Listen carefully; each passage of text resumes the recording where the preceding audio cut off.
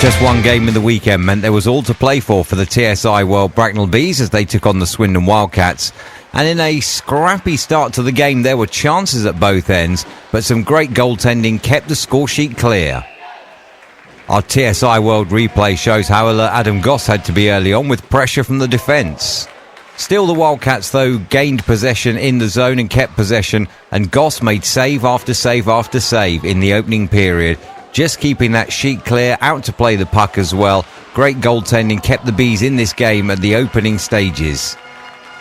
Our TSI World replay here showing you can never quite trust the bounce off the boards as Goss banks that one off the backboards, quickly though back in his net and a good glove save. The Wildcats will continue to keep the pressure on with Goss still shining on the night, helped out here by his defence as the Wildcats look to drive one in from the slot, deflected away, shown here on the TSI World Bracknell Bees. Good work from Goss and from the defence there, with Goss seeing that shot through the screen before the defence finally get the clearance. If our highlights so far look like the Adam Goss show, that's because of how important he was for the TSI World Bracknell Bees. Another save there. This time, though, a penalty call against the Bracknell Bees would see them give up a power play chance.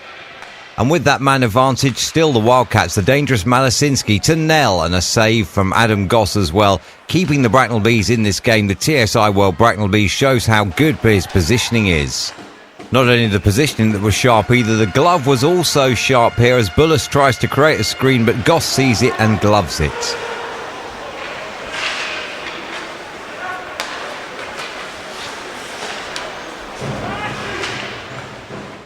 As we pick up the action in the second period, Roman Malinik's speed nearly worked out for the Bees as he drives to the net in a shot, gets himself caught up in the netminder's padding though, as our TSI World replay shows. Could possibly have been a penalty, but it would have been a harsh call. There would eventually be a power play chance though for the TSI World Bracknell Bees. Stuart Mogg with the first shot on the advantage. Neil Lydiard laid his body down to try to block the shot, but Stuart Mogg lifted it over him, and Reddy Marr it is who was the final line of defence. Back at full strength, there was a brief period here where the Wildcats really maintained the pressure on Goss with shot after shot after shot. Our TSI World replay showing him having to work hard to position himself around the screen, but he couldn't clear, and neither could the defence clear, allowing the Wildcats to maintain the pressure, and a chance there ringing the ironwork with the arms of the referee showing a no goal. Another quick shot comes in from Lydiard, and Goss is alert again, but the Bees really are struggling to clear their zone here after that rattling of the ironwork at the Hive.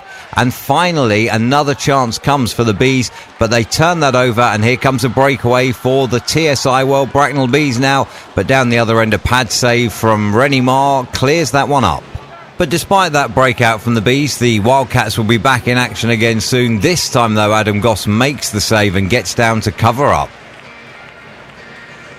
As we cut to our TSI World replay, you can see there how Goss has followed the play before getting down on that save. Quickly regains his feet across the other side of the net, and the puck goes flashing by.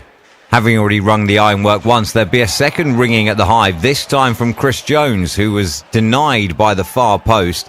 And then the Bees come out the other end of it though, but the Swindon Wildcats wouldn't give up possession of that puck, and in comes the dangerous Jones again, this time a shot high up which takes Adam Goss in the mask. Little bit of afters after, but thankfully Goss was okay to get up and carry on.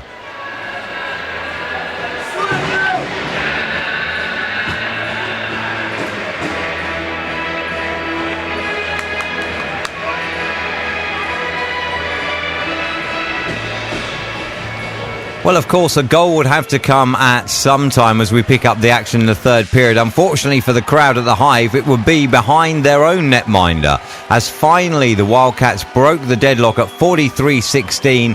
Edgars Bebris here shown on our TSI World replay using the Bees screen to beat Adam Goss for the opening goal.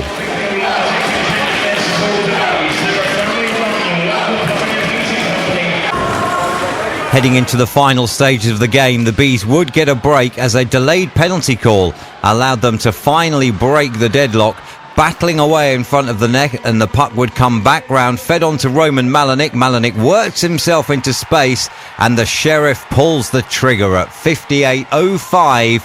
We are now set up for a thrilling finish this game thanks to Roman Malinik. on the delayed penalty goal with just 1:55 left in the game. Our TSI World replay here. Watch Malenik getting the puck in space there after a battle in front of the net.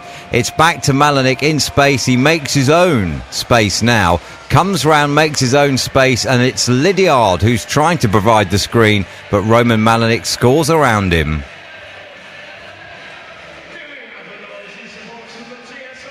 So with a regulation time tie, it means that we had to have overtime, and a big overtime bonus for the Wildcats as Robin Kovar was penalised early on, and that allowed them to get down and set up pressure. And a great pass from Malasinski finds the one-timer of Aaron Nell to bury the game 53 seconds into overtime.